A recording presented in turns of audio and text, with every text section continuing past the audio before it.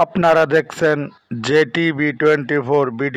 এবং এরা সাহেব আর দীপকদা, আমি অত্যন্ত আনন্দিত এবং আজকে যেখানে একটা দীর্ঘমেয়াদী কার্যালয় হলো, এরা রুহুর টাকা পর্যন্ত এরা উঠে যাবে না ইনশাআল্লাহ।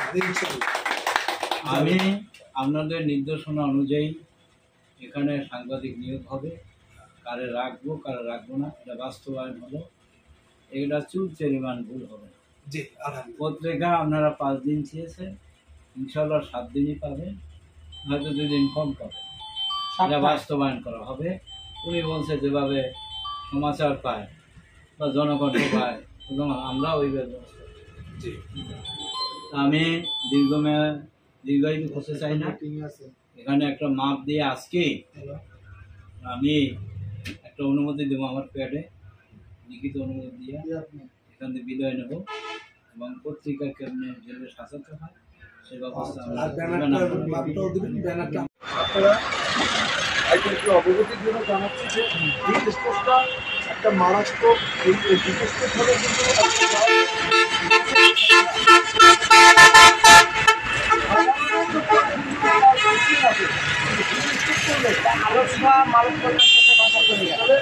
এই হিটস্ট্রোক আলোর মানব কল্যাণ সোসাইটির মাধ্যমে এইটা সারা বাংলাদেশে প্রচার হচ্ছে যে এইটা হিটস্ট্রোকে সাবধানতা অবলম্বন করতে হবে, তার জন্য প্রশিক্ষণ করতে হবে। কীভাবে এদের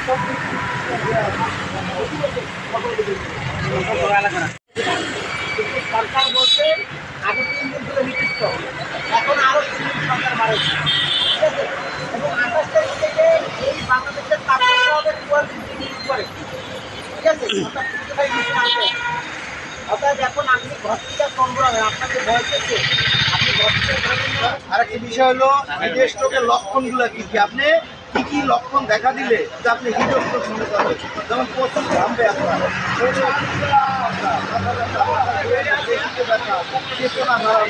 এই সমস্যাগুলি হইলে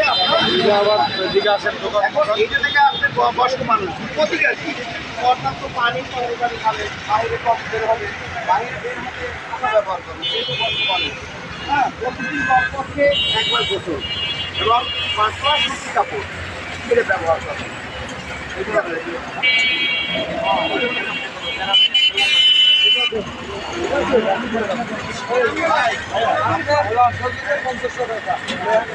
পানি কিনতে